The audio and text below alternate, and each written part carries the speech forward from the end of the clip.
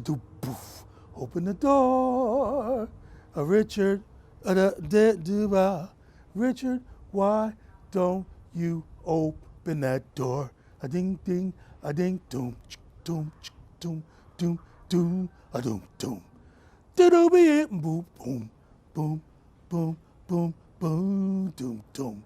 So do that label, be able doom, boom, boom, boom, boom, doom, doom.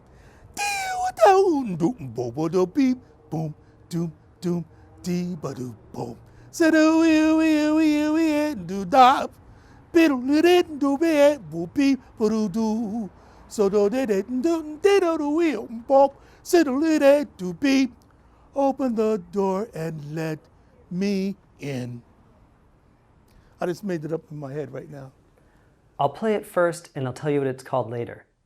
This is how Miles Davis talked about what he did, about the sound that came from the bell of his trumpet, about the improvised art he made on the fly, uncontrived, unpredictable, yet grounded. From the cool start of Kind of Blue, less was often more. Not blessed with an amazing upper register or showy virtuosic technique, he had no choice but to invent, to innovate, to improvise. We too, the listeners, are pushed beyond our aural comfort zones. We don't know where we're going when the music starts, but we find out when it ends. Welcome to the jazz service, everyone. Come meet our 3 guest musicians for the day as they talk with us about their music, themselves, and share some performances. I like this chalice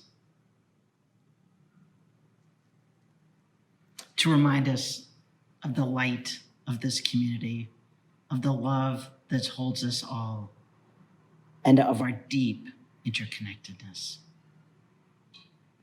Please join me in the recitation of our shared covenant. Love is the spirit of this congregation, and service is its prayer. This is our great covenant, to dwell together in peace, to seek the truth in love, and to help one another. Our first guest can often be found on South Water Street in Providence, serenading the passers-by with what he calls his practice sessions. It's not just about the music for him, but about connecting with people, brightening their day, making them laugh. Let me see, $25, $10. Give it up. No, give me 10 and I'll give you.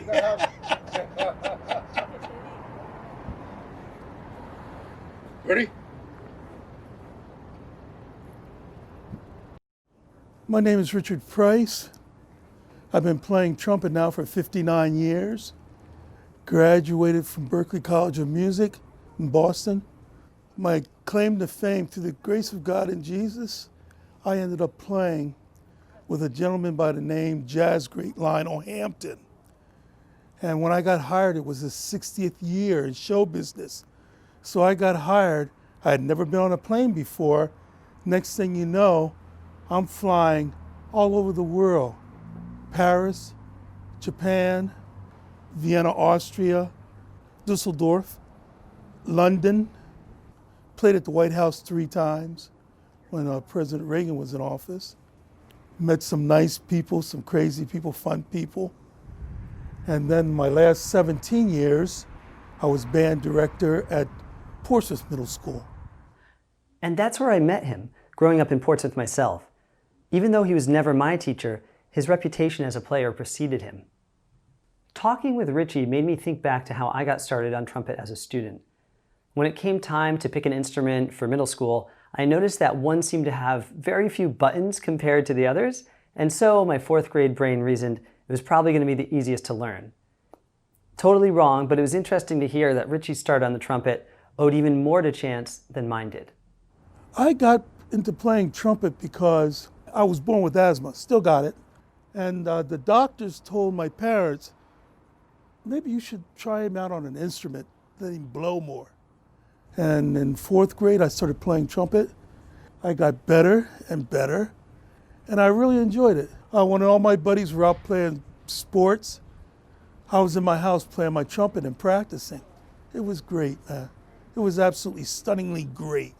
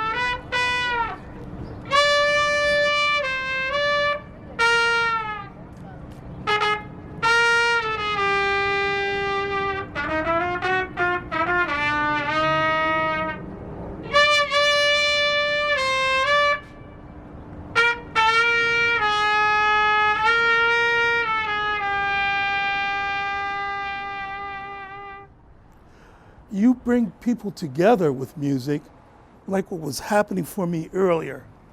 People would walk by and they hear me play something, they stop. And then I can joke with them real fast. And probably later on tonight, they'll say, you know, that guy that played the trumpet, he was an all right cat. I think I'll throw on some music that I may have heard from the past. And they will. They'll have their kids sitting there. Man, here's something I want you to hear. And that's one of the ways I get people involved in music. Just being a nice guy, man. Gotta be a nice guy. Speaking of nice people and good musicians, the choir is chock full of them, and they've been bringing us music every Sunday.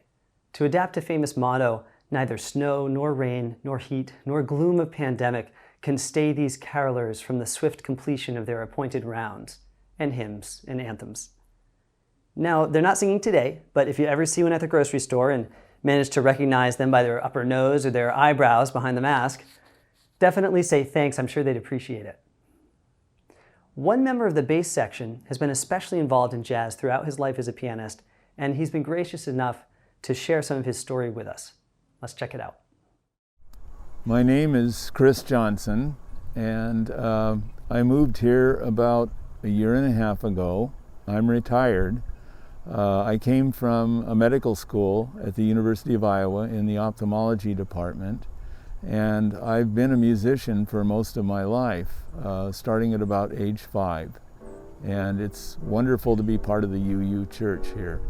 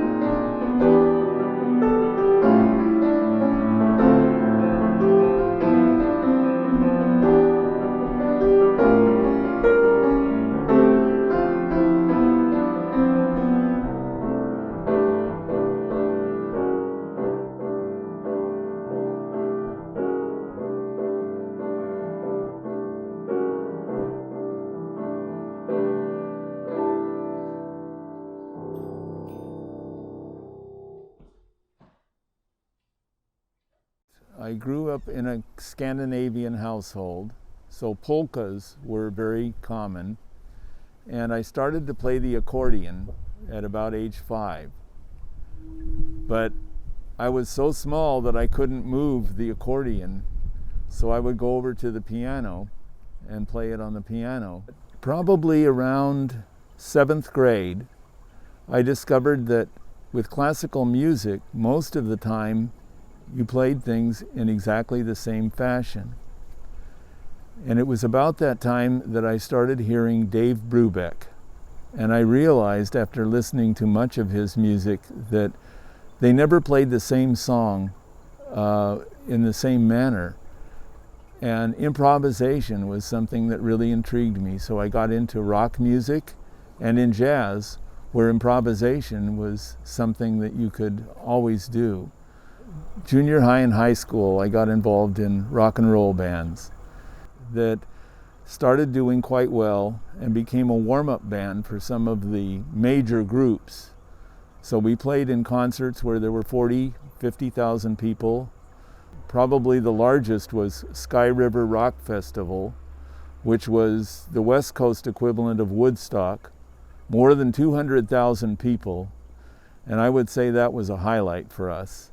We had a 10-day series of gigs in San Francisco, and as it turns out, while we were there, someone took our photograph. And more than a year later, there we were in the very first issue of Rolling Stone magazine. It was an advertisement for Roger Cocken's music, which was down in the Haight-Ashbury district. After reflecting on his developing years, I asked Chris to share what parallels he sees between medicine and music. Art doesn't exist in a vacuum after all, and Chris, with his unique perspective at the juncture of two disciplines, shared this thoughtful response. A number of years ago, I was interviewed about my work in eye research, and a question was asked of me that I thought was rather interesting. You've spent a lot of time looking at research on eye diseases, and you also have spent a lot of time in music, especially rock and roll and jazz. Do you see any parallels? And I had never really thought about it, but up until my college days and into my college, I had always been given experiments to do where the answer was in the back of the book, or it was well known. Things like almost gravity, where it's certain that you're going to get the answer.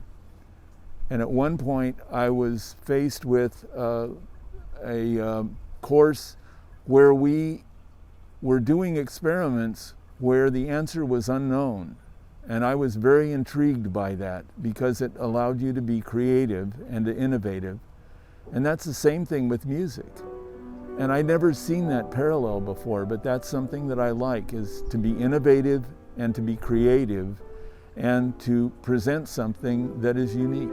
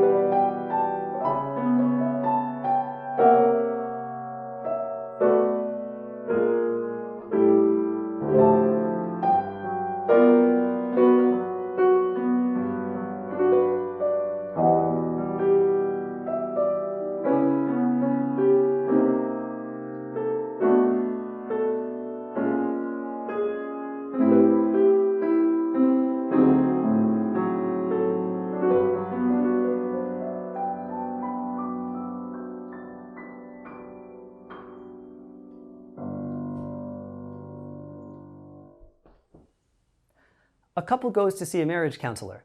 They say their marriage is on the rocks because they never speak to each other. The counselor tries to get them to talk, but they just sit there with their arms folded and their mouths closed. So the counselor pulls out his upright bass and starts taking a solo. Instantly, the couple turns to each other and starts conversing for the first time in months, solving problems they thought were completely intractable. Shocked by this, the couple asks the counselor, "How did you know that would work?" "Simple," he says. "Everyone always talks during the bass solo." We've got one more player for the service today. He's an incredible Rhode Island jazz musician who I'll let introduce himself. You good? Yeah, good. Okay, sorry. Hello, my name's Leland Baker, saxophone player based in Providence, Rhode Island. Originally from Providence, Rhode Island. As well as a performing artist, I'm a teaching artist.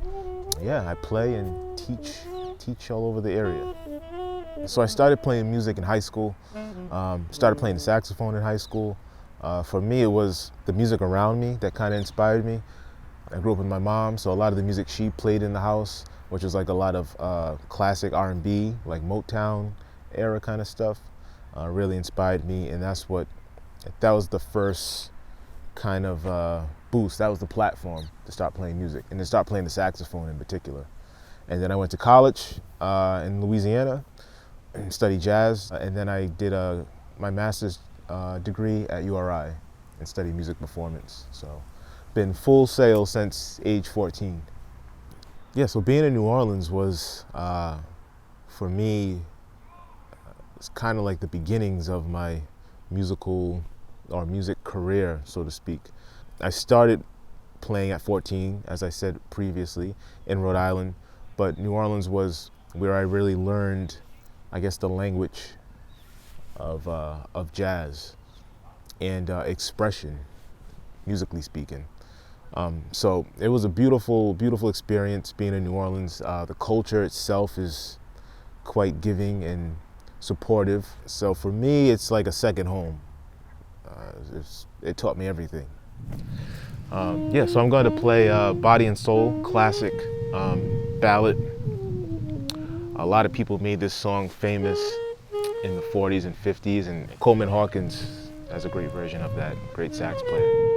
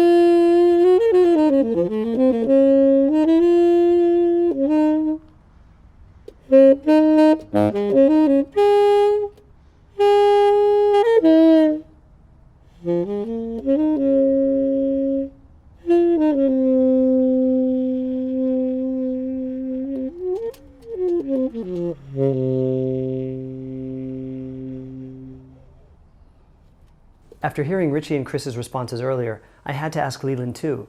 Does he see any parallels between the music he makes and other aspects of life? Yes.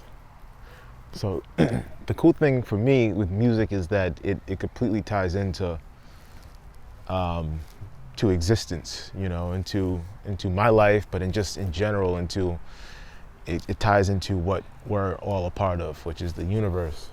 And there's a certain energy and feel and vibe I think that is so important when I play, that I try to find and grab onto. I mean, that's what connects it all. The fact that I can play in Serbia or whatever country where there's a language barrier and a different culture, but still connect with them through the music I play here in Rhode Island and there in Serbia. There's that thing that connects us all that I think ties into music that us artists or musicians are lucky to have.